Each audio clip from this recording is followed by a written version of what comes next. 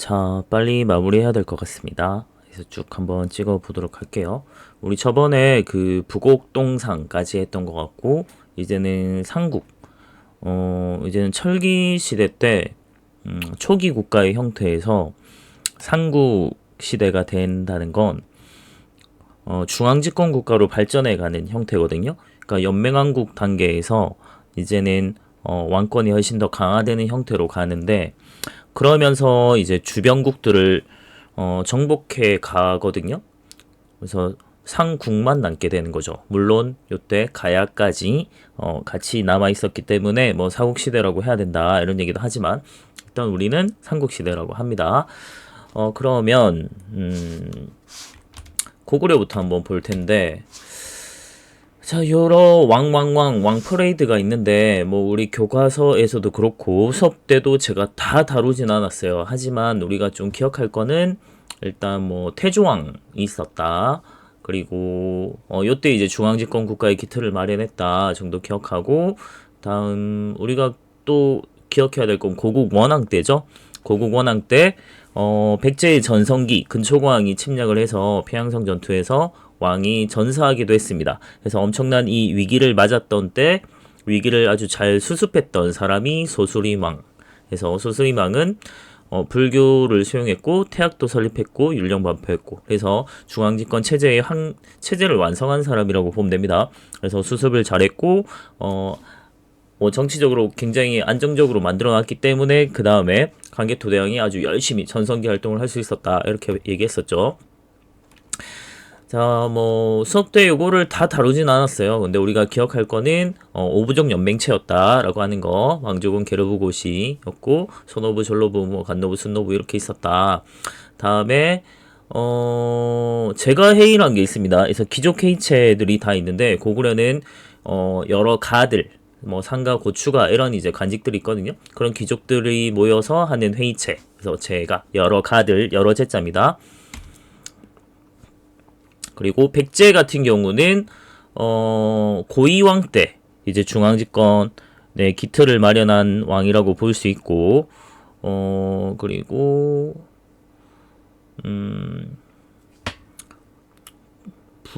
왕족은 부여시고 백제는 8개 가문이 유명했습니다. 다음에 무령왕 때 되면은 뭐 22담로라고 한 걸 설치하기도 했고요. 다음 수도 오부, 지방 오방에서 다 뭐 마찬가지로 다 오부족 연맹체다라는 거 기억해두면 되겠습니다. 백제 같은 경우는 귀족 회의체가 정사매이란 게 있었고, 다음 자, 그리고 우리가 그 고구려랑 백제의 처음 초기의 무덤 양식이 같거든요.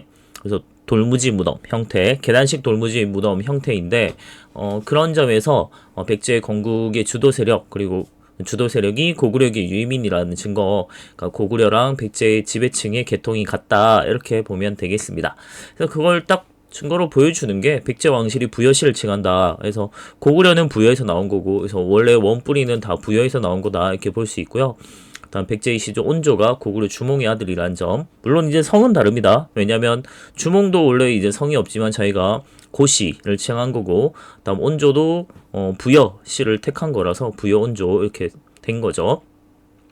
다음 백제 초기의 무덤인 석촌동 무덤하고 고구려의 장군총. 그래서 뭐 돌무지 무덤 이 형태가 똑같다 이런 형태 볼 수 있습니다. 그 다음 신라 같은 경우는 지난해 사로국에서 출발했다고 했죠.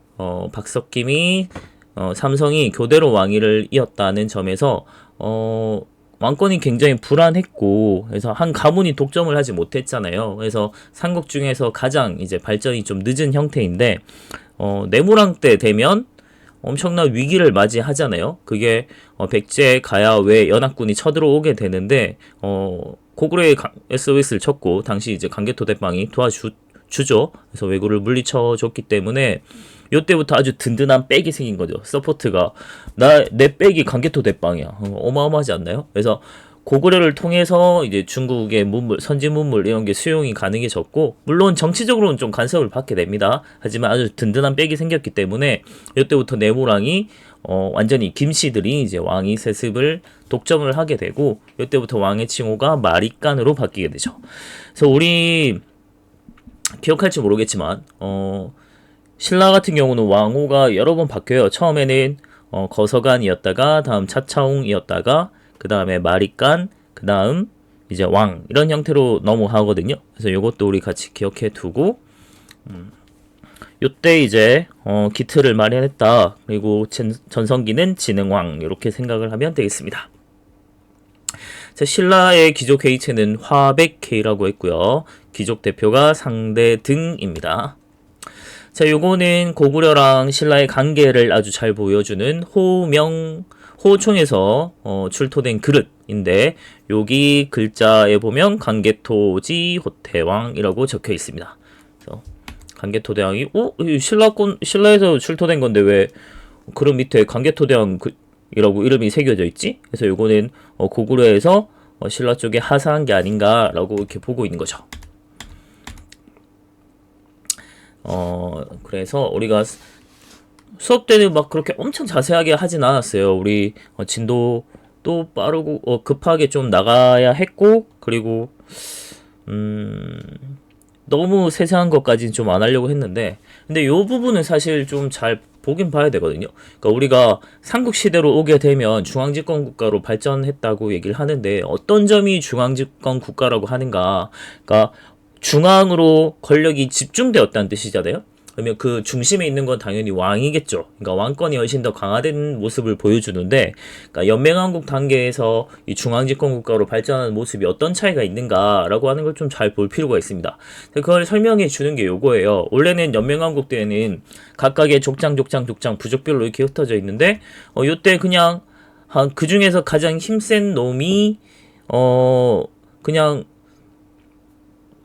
혼자 독점적으로 뭔가 엄청난 왕권을 가졌다기보다는 좀 대표하는 성격이 강해요. 그냥 대표였고 언제든 좀 바뀔 수 있고 그래서 그런 상태인데 이제는 이제 중앙집권 국가가 되게 되면 기존의 부족장들이 왕 밑에 귀족 그러니까 신하로 들어와요. 그러니까 완전히 수직적인 관계가 돼버리는 거죠. 그래서 이렇게 이제 편성해가는 과정이 요건 이제 관등제 만들면서 관리에 등급 매기고 그리고 관복 이런 것들 만들고 한 공복제도라고 하는데 관리의 복색을 이렇게 정하면서 이렇게 등급을 막 만들고 이런 것들이 체계를 만들어 가는 과정이거든요. 그런 식으로 하면서 관료 조직을 갖추고 왕권이 이제 점점점 강화되어 가는 과정입니다. 근데 그거를 이제 그 큰 바탕에는 주변 지역을 정복해 가는 과정에서 영토가 엄청나게 확장되면서 왕권이 엄청나게 강화되는 배경도 있었고, 그러니까 예전보다 전쟁 규모가 커지면서 사실은 옛날에는 부족별로 막 이렇게 족장이 주도해서 전쟁을 하게 됐는데 이제는 국가 규모의 이제 전쟁이 일어나다 보니까 부족별로 막 여러 지휘 체계가 막 흩어져 있으면 아무래도 제대로 지휘가 안 돼요. 그래서 어느 한 놈이 독점적으로 이제 총지휘를 하는 놈이 생겨나는데 그 놈이 이제 왕으로서 이제 이런 과정에서 점점점 왕권을 강화되어 가는 과정이라고 볼 수 있습니다. 그리고 또 요때 이용한 것이 바로 불교죠. 그래서 왕죽불 사상 이런 걸 통해서 왕권을 강화했고 그 다음 이제 전성기 한번 보겠습니다. 자, 백제 같은 경우는 근초광이라고 했죠. 근초광 때 엄청나게 영토를 넓혔고, 백제는 뭐, 한반도 안에서도 굉장히 넓혔지만, 해외 진출을 엄청나게 활발하게 한 것. 그래서 중국의 요서, 산둥지방, 그리고 일본의 규슈지방까지. 특히 일본이랑 굉장히 교류가 많았던 것으로 볼 수 있습니다. 그러다가 이제 이게 고구려는 이제 전성기가 관개토 대음 장수왕이잖아요. 그래서 관개토는 이제 북쪽으로 막 영토를 넓혔다면 이제 한반도 아래쪽으로 내려오기 남진 정책, 남하 정책을 했던 건 이제 장수왕이죠. 그래서 장수왕이 밀고 내려오게 되면서 왕이 죽죠. 계로왕이 이제 공격을 당해서 죽게 되고 그러면서 수도를 옮기게 됩니다. 그래서 문주왕 때 이제 웅진성으로 천도를 하게 되고 그때부터 이제 신라랑 나제 동맹을 맺고 막 이러면서 이제 고구려에 맞서게 되는 거죠.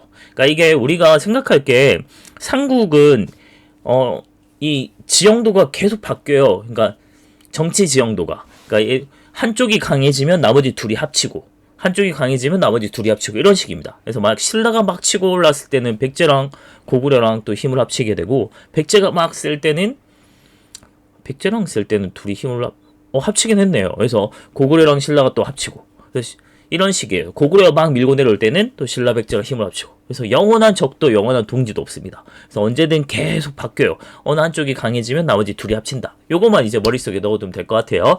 그래서 요 웅진 시대 때 굉장히 좀 다시 우리 한번 흥해보자 라고 했던 사람이 무령왕이었고 요때 담노라고 하는 걸 설치하죠. 지방에. 그래서 행정기구를 설치한 다음에 왕족을 파견해서 이제 감시하도록 하는 지방을 견제하도록 하는 게 이제 담노라고 하는 거죠.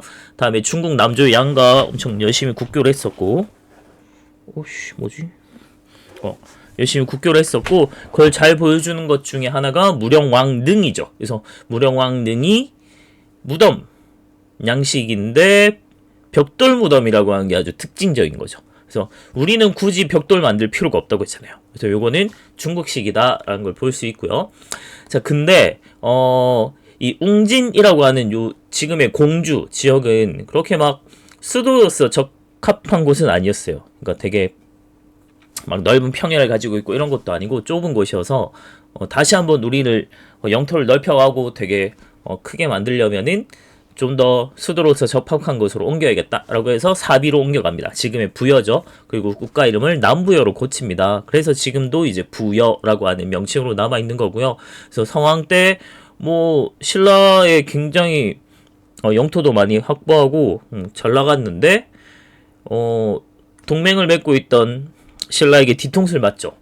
그래서 진흥왕에게 뒤통수를 맞으면서 한강 유역을 빼앗기게 됩니다. 그리고 그러다가 이제 복수하러 가다가 이제 관상상 전투에서 성왕이 아예 죽기도 하죠. 그러면서 다시 한번 국가적인 위기를 맞게 되기도 합니다. 자, 그 다음 고구려 같은 경우는 이제 강개토대왕 때 먼저 엄청난 영토를 확보하게 되죠. 그래서 북쪽으로도 많이 갔고 한강 이북의 땅도 차지하기도 해요. 그러니까 고구려 입장에서는 한강 이북의 땅이 내려온 거죠. 그래서 좀 내려와서 한강 이북의 땅을 좀 차지했고 다음에 뭐 신라의 침입한 왜군을 격퇴하기도 합니다. 요거는 강개토대왕 능비에도 남아 있고 그리고 영락이라고 하는 연호를 사용했다. 그래서 황제국을 칭하거든요. 고구려는. 그래서 어마어마하죠. 엄청나게 영토를 넓혔고 강개토대왕 능비는 장수왕이 우리 아빠 이렇게 잘났어 라고 만들어준 비석이다 라고 보면 됩니다. 그 다음 아들 장수왕까지 전성기가 이어지는데 북쪽으로는 뭐 워낙 영토를 많이 넓혀놨고 장수왕은 남진정책, 남하정책을 하게 되는데 남진정책을 하려는 의도도 있고 왕권 강화하려고 하는 의도도 있습니다. 기존의 국내성에서 폐양성으로 수도를 옮기게 된 거는 기존에 있는 국내성에 있는 귀족들의 세력을 좀 꺾고 이제 새로운 이제 세력 기반을 만들려고 이제 폐양성으로 옮겨온 거다라고 볼 수 있거든요. 그 당시에 가장 엄청난 세력의 바탕이 되는 건 영토거든요. 땅이거든요. 땅. 근데 국내성엔 이미 귀족들이 엄청나게 많은 땅들을 갖고 있을 거고 그를 바탕으로 엄청난 뭐 군사력과 경제력을 갖고 있을 테니까 그런 걸 없애버리면 기반을 없애버리면 되는 거죠. 그래서 수도를 옮겨버리는 겁니다. 그 다음에 남진정책을 통해서 한강 유역을 차지합니다. 그걸 잘 보여주는 비석이 충주 고구려비, 중원 고구려비라고도 합니다. 이거는 자기가 짓고 세운 거예요. 다음에 신라는 지증왕 때 국호를 드디어 신라라고 붙이게 되고 원래는 사로국이었잖아요. 그러니까 새로울 신자 펼칠 라자 삼라만상에 우리 새롭게 펼쳐나가리라 라고 이제 신라 그리고 왕의 칭호를 드디어 왕으로 바꿉니다. 원래 마리간이었죠. 그리고 우상국 정벌했고요. 버풍왕 때 불교를 공인합니다. 이건 2차돈의 순교 기억할 수 있겠고 다음 율령 반포했고 관등 조직하고 공복 제정하고 막 갖가지 골품제 정비하고 상대등 설치하고 중앙집권 체제를 확립한 사람은 바로 버풍왕 때였다. 그걸 바탕으로 전성기를 누렸던 사람이 바로 진흥왕이다. 이렇게 생각을 하면 됩니다. 요때 연호를 사용해요. 건원이라고. 기원을 세운다 이런 뜻이고요. 다음에 금강가야를 정복하기도 했습니다. 물론 금강가야는 강개토대왕이 쳐들어왔을 때 거의 뭐 맹주자리를 잃게 되는 힘을 많이 잃게 됐지만 정복당한 건 아니었어요. 근데 금강가야를 멸망시킨 건 신라 버풍왕이었다. 기억해두면 됩니다. 그 다음에 진흥왕 때 되면 화랑도는 원래 있었어요. 원래 있었지만 아주 국가적인 이제 인재를 양성하는 걸로 개편을 한 거고, 그리고 실제 요거를 전쟁에 활용하기도 했고, 이렇게 볼 수 있는 거죠. 그리고 아까도 얘기했지만 성왕이 뒤통수를 쳐서 한강 상류 지역을 획득했고요. 그걸 잘 보여주는 비석이 북한산 순수비라고 볼 수 있겠죠. 그리고 가야를 완전히 정복합니다. 대가야를 정복하면서 후기 가야 연맹의 맹주를 먹은 거죠. 그래서 대가야 정복하고 이제 가야 세력을 다 병합한다라고 보면 됩니다. 그래서 4개의 순수비, 뭐 단양신라 적성비 이렇게 각가지 비석을 남겨놨었고요.